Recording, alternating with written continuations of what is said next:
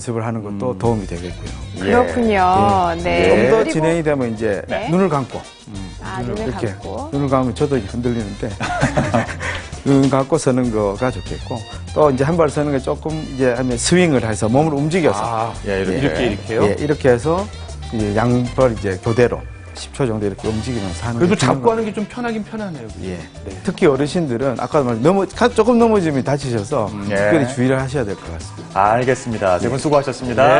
네, 이렇게 균형감도 알아보고 균형을 잡는 동작도 해보는 것도 좋겠네요.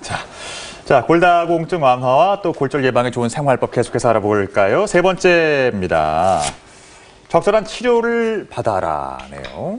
예, 저희가 이제 골다공증이 생기게 되면 골절에 대해서 알게 되는 경우가 많다고 했는데요. 일단 골절이 됐을 때 골절에 대한 치료도 해야 되지만 골다공증에 대한 치료를 갖다가 약제를 써서 해야 됩니다. 그리고 또 아까 보건소나 이런 데서 이제 골다공증을 진단받게 되면 골다공증에 대해서 직접적인 치료를 해야 되는데요.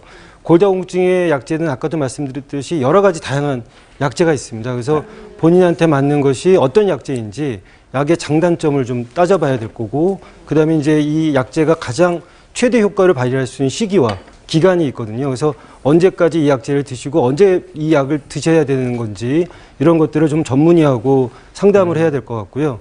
특히 이제 젊은 골다공증 환자들은 2차적 골다공증이 많기 때문에 아까 말씀드린 대로 그 원인이 되는 뭐 갑상선이라든지 당뇨병이라든지 그 원인이 되는 질환을 밝혀내고 그 원인이 되는 질환도 같이 골다공증 치료와 함께 해야 할 것으로 생각이 됩니다.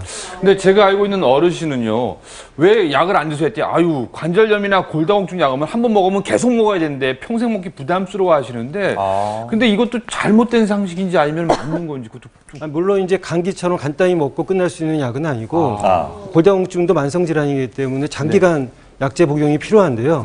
되게 이제 그 여성 호르몬 같은 경우에는 폐경기 이후에 골다공증에서 몇 년간 쓰다가 이제 그 안 쓰게 될 수도 있고요. 특히 이제 비스포네이트 같은 약제를 우리가 많이 쓰게 되는데 그런 약제들도 우리가 이제 몇 년 쓰다가 다시 휴학기라고 해서 약을 쉬는 기간이 있습니다. 그리고 다시 골밀도를 평가해서 다시 약제를 시작할 수 있거든요. 그래서 평생 한 번 약을 먹으면 평생 먹는다. 그런 것들은 어찌 보면은 잘못된 오해와 편견일 수 있습니다. 네. 그러니까 사용 후에 중단할 때 다시 쓸 수도 있고 주치의와 상의하셔서 잘 쓰시면 되겠습니다. 자, 네 번째 골절 예방에 좋은 생활법은요. 운동을 꾸준히 하라. 그 어떤 약보다도 만병통치약은 바로 운동이란 얘긴데요. 골다공증에도 역시 좋군요. 예, 물론입니다. 그 많은 질병이 운동과 연관된다는 것은 잘 알고 이제 계시겠지만 골다공증 또한 운동과 매우 밀접한 연관이 있습니다. 즉 뼈를 강화시키기 위해서는 적절한 자극 그리고 활발한 대사 활동이 필수적입니다.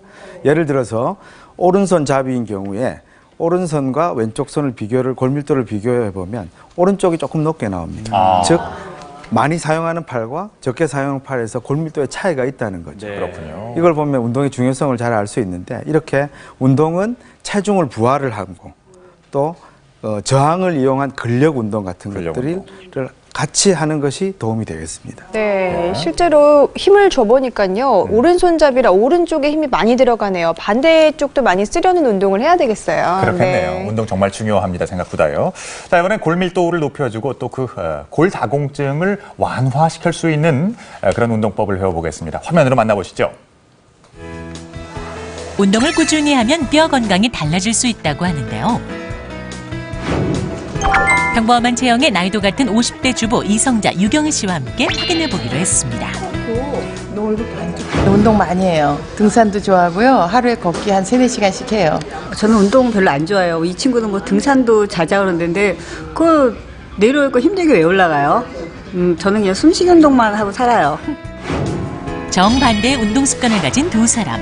골밀도에 차이가 있을지 궁금한데요. 골밀도 검사 후 표정이 밝아지는 유경희 씨와는 달리 이성자 씨는 표정이 좋지 않습니다. 유경희님 같은 경우에는 골 밀도가 거의 정상에 가깝습니다. 반면 이성자님 같은 경우에는 이 Z스코어가 마이너스 0.5 정도에 해당하고 있습니다. 따라서 마이너스 2.0보다 낮진 않으니까 골다공증까지는 아니지만 골 감소증이 있다고 볼 수 있겠습니다. 운동의 중요성 이젠 아시겠죠? 그래서 집에서 간편하게 따라할